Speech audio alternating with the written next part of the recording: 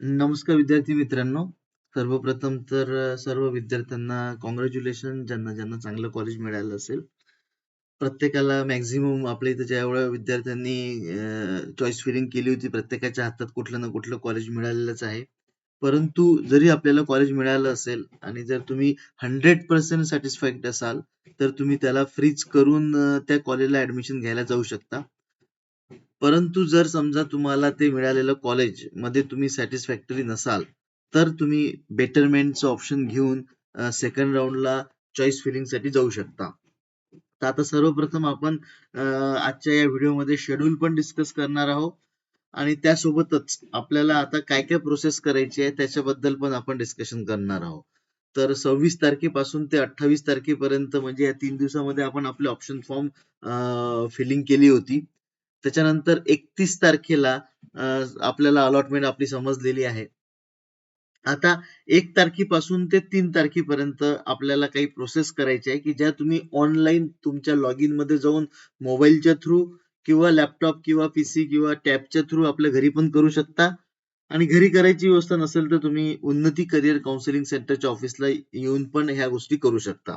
तर आता सर्वप्रथम फर्स्ट राऊंडची जी अलॉटमेंट आली त्याच्यामध्ये 2 कंडिशन्स विद्यार्थ्यांच्या समोर असतील. एक असे विद्यार्थी की ज्यांना कॉलेज अलॉट झालेलं आहे आणि एक दुसरे असे विद्यार्थी की ज्यांना कॉलेजेस अलॉट झालेलं नाहीये. आता ज्या विद्यार्थ्यांना अद्यावत कॉलेजेस अलॉट झालं नाहीये त्यांना आता काहीच करायची गरज नाहीये. कॅप 2 ज्यावेळेस चालू होईल तर त्या कॅप 2 मध्ये तुम्हाला ऑप्शन फॉर्म फिलिंग करायची आहे आणि त्याच्यामध्ये मग तुम्हाला परत सगळ्या कॉलेजेसची एंट्री करून तुम्हाला सेकंड राऊंड मध्ये काय अलॉट होते याची वाट बघायची आहे.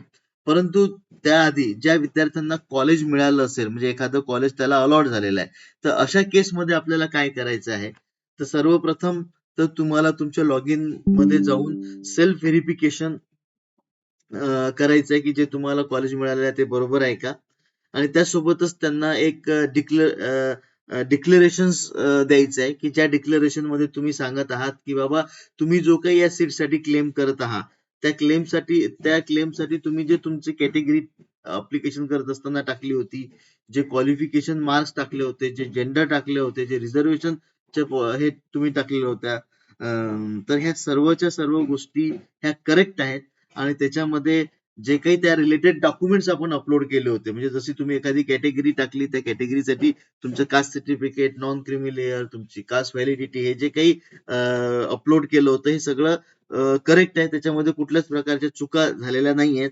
याच्यासाठीच एक सेल्फ डिक्लेरेशन तुम्हाला द्यायचं आहे. आणि जर इन केस तुम्हाला असं वाटत असेल की बाबा नाही हे जे काही मी अपलोड वगैरे केलं होतं त्याच्यामध्ये काही चुका माझ्या आहेत, त्यात काही करेक्शन्स माझे आहेत, तर तुम्हाला एक ग्रेव्हियन्स रिपोर्ट या तुमच्याच लॉग इन मध्ये ऑनलाईन मोड मध्ये त्यांना पाठवता येतो. माझ्या मते तर आपण सर्व गोष्टी चेक करून पाठवल्या त्यामुळे कोणाच्या चुका झालेल्या नाहीये त्यामुळे ग्रेव्हियन्स पाठवायची गरज नाहीये.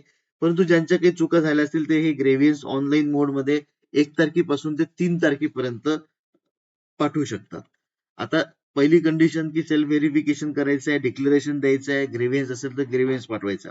आता आपण डिस्कस करणार आहोत की बाबा ज्या विद्यार्थ्यांना कॉलेज लागलेलं आहे परंतु त्याला जे काही कॉलेज अलॉट झालेलं आहे हे कॉलेजचं ऑप्शन जे होतं ते 1 नंबरच होतं. बरोबर आहे.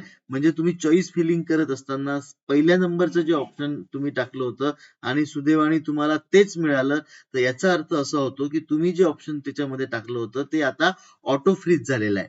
म्हणजे पहिलंच ऑप्शन ज्या विद्यार्थ्याला मिळालेलं आहे त्याचं ऑटोमॅटिकली ऑटो फ्रीज होते आणि ऑटो फ्रीज झाल्याच्या नंतर मात्र तुम्हाला कंपल्सरी त्या कॉलेजला जाऊन ऍडमिशन घ्यावी लागते आणि जर तुम्ही ती ऍडमिशन घेतली नाही तर तुम्ही या प्रोसेस मधून बाहेर होता.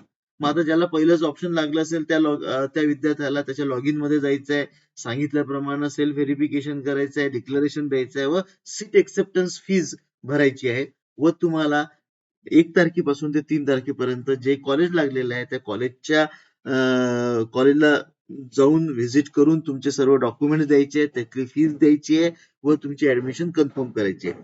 आता कुठल्या कॉलेजची किती फीज आहे हे बघण्यासाठी तुम्ही त्या कॉलेजच्या वेबसाईटला जाऊ शकता. त्या वेबसाईट वरून त्यांचं फी स्ट्रक्चर मध्ये जाऊ शकता. त्याच्यामध्ये त्यांच्या फीजचं सगळं कॅटेगरी वाईज फी स्ट्रक्चर दिलेलं असते.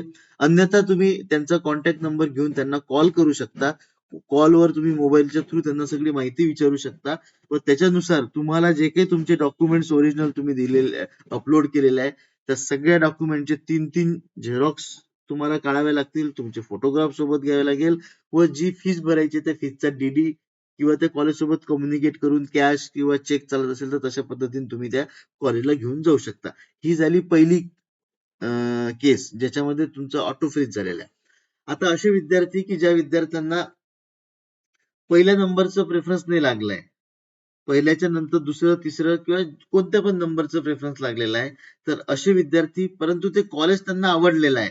जर तुम्हाला मिळालेलं कॉलेज आवडलं असेल तर तुम्ही त्याला सेल्फ पण तुमच्या लॉग इन मध्ये जाऊन फ्रीज करू शकता. सेम तुम्हाला सेल्फ डिक्लेरेशन करावं लागेल. त्याच्यानंतर तुम्हाला सीट एक्सेप्टन्स फीस भरावी लागेल व त्याच्यानंतर तुम्ही त्याला फ्रीज करू शकता आणि सेम पद्धतीने तुम्ही त्या कॉलेजला जाऊन तुमची ऍडमिशन करून घेऊ शकता. आता आपण तिसरी कंडिशन बघू की ज्या केसमध्ये तुम्हाला पहिलं ऑप्शन नाही लागलं, पहिल्याच्या नंतर तुम्हाला दुसरं किंवा त्याच्यानंतरचं कुठल्याही नंबरचं ऑप्शन लागलेलं असेल व तुम्हाला ते कॉलेजेस ठीकठाक वाटत आहे परंतु ऍडमिशन घेण्यासारखं बाबा ते कॉलेज नाहीये असं तुम्हाला वाटत असेल, ती ब्रांच नाहीये असं तुम्हाला वाटत असेल, तर त्या केसमध्ये तुम्ही सेल्फ डिक्लेरेशन करू शकता, सीट एक्सेप्टन्स फीस भरू शकता व तुम्हाला आता नॉट फ्रीज किंवा बेटरमेंट ऑप्शन सिलेक्ट करायचं आहे की जर तुम्ही हे बेटरमेंट ऑप्शन सिलेक्ट केलं तर तुम्ही सेकंड राऊंड साठी इलिजिबल असणार आहेत व तुम्ही जे काही कॉलेज आता तुम्हाला मिळालेलं आहे त्याच्या वरचे जेवढे काही कॉलेजेस आपण टाकलेले आहेत ते कॉलेजेस परत सेकंड राऊंड मध्ये तुम्ही परत टाकू शकता व सेकंड राऊंड मध्ये मग तुम्हाला अलॉटमेंट जी आहे ती येऊ शकते. तर अशा 3 कंडिशन्स आपल्याला फर्स्ट राऊंड नंतर येऊ शकतात. 4 कंडिशन ऍक्च्युली.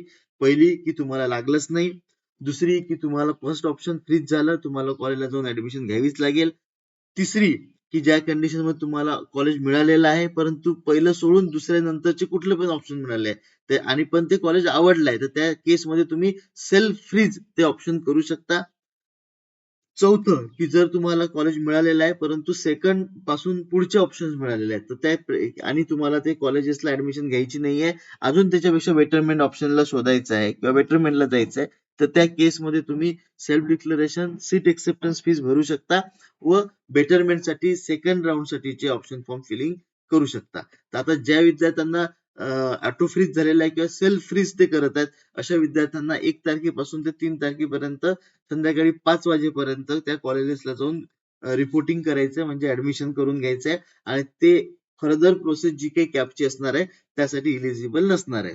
आता असे विद्यार्थी की जे सेकंड राऊंड साठी इलिजिबल आहे, आपण वरच चर्चा केली, तुम्हाला कंडिशन्स पण सांगितले की ज्या विद्यार्थ्याला कॉलेजच मिळालं नाहीये असा एक विद्यार्थी किंवा ज्याला कॉलेज मिळालेलं आहे परंतु त्यांनी त्याला फ्रीज नाही केलेलं आहे, फ्लोट केलेला आहे किंवा बेटरमेंट साठी केलेलं आहे, तर असे सर्वच विद्यार्थी. तर अशा विद्यार्थ्यांना 4 तारखेला माहित होईल की बाबा आता सीट मॅट्रिक्स म्हणजे कोणत्या कोणत्या कॉलेजला कुठले कुठले ऑप्शन आता अवेलेबल आहेत, कुठे कुठे व्हॅकन्सी आपल्यासाठी अवेलेबल आहे, हे 4 तारखेला माहित होईल व 5 तारखेपासून ते 7 तारखेपर्यंत म्हणजे 5, 6, 7 या 3 दिवसामध्ये तुम्ही तुमची ऑप्शन फॉर्म फिलिंग करू शकता. ऑप्शन फॉर्म फिलिंग करू शकता म्हणजेच काय की तुम्हाला जे काही आपण चॉईसेस पहिल्या राऊंड साठी दिले होते तर त्याच्यामधले जे तुम्हाला आवडत असतील तर तेच ऑप्शन तुम्ही तुमच्या वरचे ठेवू शकता, दुसरे ऑप्शन ठेवू नका.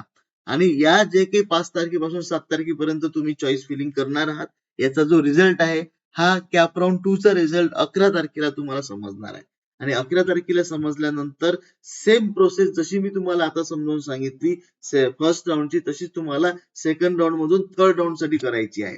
ओके.